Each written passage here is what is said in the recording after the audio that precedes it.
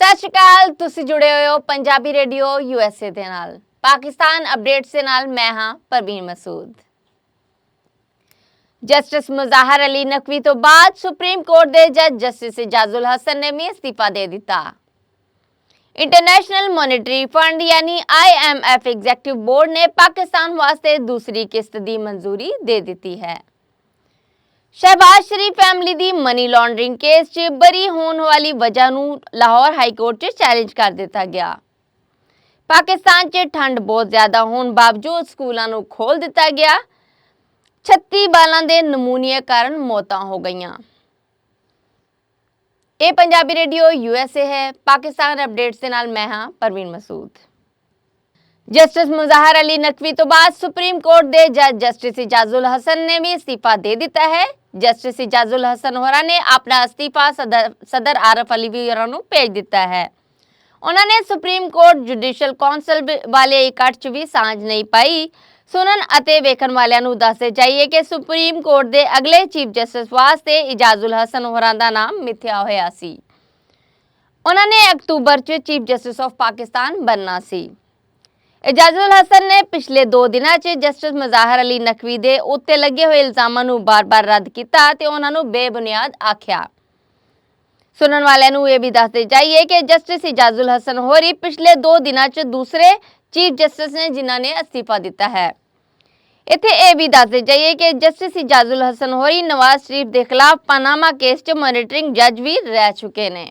ਜੇ ਜਸਟਿਸ ਇਜਾਜ਼ੁਲ ਹਸਨ ਹੋਰੀ ਅਸਤੀਫਾ ਨਾ ਦਿੰਦੇ ਤਾਂ ਉਹਨਾਂ 26 ਅਕਤੂਬਰ 2024 ਨੂੰ ਚੀਫ ਜਸਟਿਸ ਆਫ ਪਾਕਿਸਤਾਨ ਦੇ ਮਰਤਬੇ ਦੀ ਸਹੁੰ ਚੁੱਕਣੀ ਸੀ।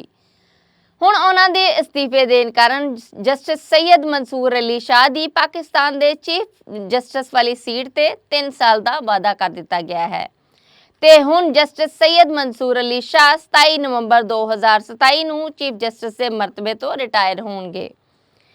ਇਜਾਜ਼ੁਲ ਹਸਨ ਹੋਰਾਂ ਦੇ ਅਸਤੀਫੇ ਤੋਂ ਬਾਅਦ justice Mansoor Ali Shah seniority list 'ਚ ਤੀਸਰੇ ਨੰਬਰ ਤੇ ਆ ਗਏ ਸਨ। ਉਹਨਾਂ ਨੇ ਆਪਣੇ ਅਸਤੀਫੇ 'ਚ ਲਿਖਿਆ ਹੈ ਕਿ ਮੇਰੇ ਲਈ ਇਹ ਵੱਡੀ ਗੱਲ ਸੀ ਕਿ ਮੈਂ ਸੁਪਰੀਮ ਕੋਰਟ ਦਾ ਜੱਜ ਰਿਹਾ ਪਰ ਹੁਣ ਮੈਂ ਇਸ ਮਰਤਬੇ ਦੇ ਕੰਮ ਨਹੀਂ ਕਰਨਾ ਚਾਹੁੰਦਾ। ਉਹਨਾਂ ਆਰਟੀਕਲ 206 ਦੇ ਤਹਿਤ ਅਸਤੀਫਾ ਦਿੱਤਾ। International monetary fund IMF executive board ਨੇ ਪਾਕਿਸਤਾਨ ਲਈ ਦੂਸਰੀ ਕਿਸ਼ਤ ਦੀ ਮਨਜ਼ੂਰੀ ਦੇ ਦਿੱਤੀ ਹੈ। ਵਜ਼ਾਰਤ ਖਜ਼ਾਨਾ ਦੇ ਮੁਜਬ IMF ਐਗਜ਼ੀਕਟਿਵ ਬੋਰਡ ਨੇ ਪਾਕਿਸਤਾਨ ਲਈ $70 ਕਰੋੜ ਕਰਜ਼ ਦੀ ਮਨਜ਼ੂਰੀ ਦਿੱਤੀ ਹੈ। ਆਖਿਆ ਗਿਆ ਹੈ ਕਿ ਪਾਕਿਸਤਾਨ ਨੂੰ $70 ਕਰੋੜ ਦੀ ਕਿਸ਼ਤ ਫੌਰੀ ਤੌਰ ਤੇ ਦਿੱਤੀ ਜਾਏ।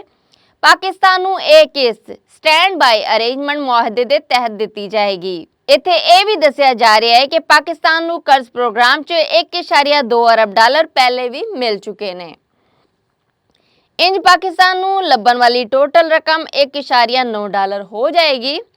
ਇਹ ਵੀ ਦੱਸਿਆ ਜਾ ਰਿਹਾ ਹੈ ਕਿ ਆਸ ਹੈ ਕਿ ਫਰਵਰੀ 'ਚ ਪਾਕਿਸਤਾਨ ਨੂੰ $1.1 ਦੀ ਤੀਜੀ ਰਕਮ ਵੀ ਦਿੱਤੀ ਜਾਏਗੀ। ਦਾਖਲਾ ਮਾਮਲਿਆਂ ਦੇ ਪੁਰਾਣੇ ਮੁਸ਼ੀਰ ਸ਼ਹਿਜ਼ਾਦ ਅਕਬਰ ਹੋਰਾਂ ਨੇ ਸ਼ਹਿਬਾਜ਼ ਸ਼ਰੀਫ ਹੋਰਾਂ ਦੇ ਪਰਿਵਾਰ ਨੂੰ ਮਨੀ ਲਾਂਡਰਿੰਗ ਵਾਲੇ ਕੇਸ ਤੋਂ ਬਰੀ ਹੋਣ ਵਾਲੇ ਫੈਸਲੇ ਨੂੰ ਚੈਲੰਜ ਕਰ ਦਿੱਤਾ ਹੈ। ਉਹਨਾਂ ਨੇ ਇਹ ਫੈਸਲਾ ਸੈਂਟਰਲ ਕੋਰਟ 'ਚ ਚੈਲੰਜ ਕੀਤਾ ਹੈ। ਉਹਨਾਂ ਆਪਣੀ ਅਰਜ਼ੀ 'ਚ ਆਖਿਆ ਹੈ ਕਿ ਕੇਸ ਦੀ ਇਨਕੁਆਇਰੀ ਦੇ ਦੌਰਾਨ 28 ਬੇਨਾਮੀ ਅਕਾਊਂਟ ਸਾਹਮਣੇ ਆਏ ਸਨ। 15,000 ਟ੍ਰਾਂਜੈਕਸ਼ਨਸ ਹੋਈਆਂ ਸਨ ਜਿਨ੍ਹਾਂ ਨੂੰ ਚਲਾਨ ਦਾ ਹਿੱਸਾ ਬਣਾਇਆ ਗਿਆ ਸੀ। ਸ਼ਹਿਜ਼ਾਦ ਅਕਬਰ ਹੋਰਾਂ ਨੇ ਇਹ ਵੀ ਆਖਿਆ ਹੈ ਕਿ ਕੇਸ ਦੇ 10 ਗਵਾਹਾਂ ਦੀ ਲਿਸਟ ਵੀ ਦਿੱਤੀ ਗਈ ਹੈ। 15,000 ਟ੍ਰਾਂਜੈਕਸ਼ਨ ਰਾਹੀਂ 16 ਅਰਬ ਰੁਪਈਆਂ ਦੀ ਮਨੀ ਲਾਂਡਰਿੰਗ ਹੋਈ ਸੀ। ਇੰਨੇ ਸਬੂਤ ਹੋਣ ਦੇ ਬਾਵਜੂਦ ਸ਼ਹਿਬਾਜ਼ ਸ਼ਰੀਫ ਅਤੇ ਹਮਜ਼ਾ ਸ਼ਹਿਬਾਜ਼ ਨੂੰ ਬਰੀ ਕਰ ਦਿੱਤਾ ਗਿਆ ਹੈ। ਉਹਨਾਂ ਇਹ ਵੀ ਦੱਸਿਆ ਕਿ 4000 ਸਫ਼ਿਆਂ ਦੇ ਸਬੂਤਾਂ ਦੇ ਨਾਲ ਕੇਸ ਦਾ ਚਲਾਨ ਜਮ੍ਹਾਂ ਕਰਵਾ ਰਿਹਾ ਹਾਂ ਤੇ ਮੈਂ ਅਦਾਲਤ ਤੋਂ ਅਰਜ਼ੀ ਕਰਨਾ ਹਾਂ ਕਿ ਇਸ ਫੈਸਲੇ ਨੂੰ ਵਾਪਸ ਲਿਆ ਜਾਏ ਤੇ ਸ਼ਹਿਬਾਜ਼ ਸ਼ਰੀਫ ਅਤੇ ਉਹਨਾਂ ਦੇ ਪਰਿਵਾਰ ਨੂੰ ਜਿਹੜਾ ਰਿਲੀਫ ਦਿੱਤਾ ਜਾ ਰਿਹਾ ਹੈ ਉਹ ਨਾ ਦਿੱਤਾ ਜਾਏ। ਪਾਕਿਸਤਾਨ ਭਰ ਵਿੱਚ ਸਕੂਲਾਂ ਨੂੰ ਸਖਤ ਠੰਡ ਵਾਲੇ ਦਿਨਾਂ 'ਚ ਖੋਲ ਦਿੱਤਾ ਗਿਆ ਹੈ ਜਿਹਦੇ ਕਰਕੇ ਬੱਚੇ ਬਹੁਤ ਜ਼ਿਆਦਾ ਬਿਮਾਰ ਹੋ ਗਏ ਨੇ। ਪੰਜਾਬ ਦੇ ਵਜ਼ੀਰ ਆਲਾ ਮੋਹਸਿਨ ਨਕਵੀ ਹੋਰਾਂ ਨੇ ਚਿਲਡਰਨ ਹਸਪਤਾਲ ਦਾ ਦੌਰਾ ਕੀਤਾ ਤੇ ਡਾਕਟਰਾਂ ਨੂੰ ਇਸ ਬਾਰੇ ਗੱਲਬਾਤ ਕੀਤੀ। 36 ਬਾਲਾਂ ਦੇ ਨਮੂਨੀਏ ਦੇ ਕਾਰਨ ਮੌਤ ਹੋਈ।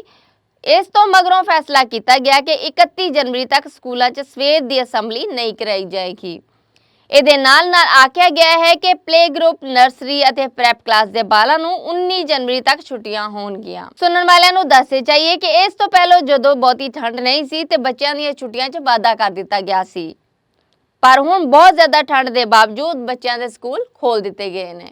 ਪਾਕਿਸਤਾਨ ਅਪਡੇਟਸ 'ਚ ਹੁਣ ਤੱਕ ਲਈ ਇੰਨਾ ਹੀ। ਵਧੇਰੀ ਜਾਣਕਾਰੀ ਲਈ ਪੰਜਾਬੀ ਰੇਡੀਓ USA ਦੇ ਫੇਸਬੁੱਕ ਪੇਜ ਨੂੰ ਲਾਈਕ ਕਰੋ ਤੇ YouTube ਚੈਨਲ ਨੂੰ ਸਬਸਕ੍ਰਾਈਬ ਕਰੋ ਤੇ ਬੈਲ ਦੇ ਬਟਨ ਨੂੰ ਪ੍ਰੈਸ ਕਰਨਾ ਨਾ ਭੁੱਲਣਾ। ਮੈਨੂੰ ਪਰਵੀਨ ਮਸੂਦ ਨੂੰ ਦਿਓ ਇਜਾਜ਼ਤ। ਰੱਬ ਰਾਖਾ।